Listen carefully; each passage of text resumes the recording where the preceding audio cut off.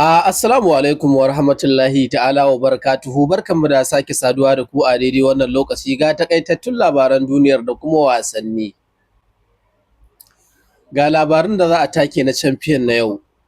Atlantico Club ɗin za su take wasan nasu tare da ƙawarta ta Paris Saint-Germain da misalin karfe 9 na daren na yau.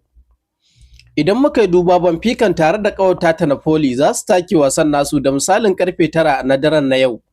Idan muka duba ɗaya ɓangaren kuma club group ɗin za su take wasan nasu tare da ƙawarta ta wato Arsenal da misalin karfe 9 na daren na yau.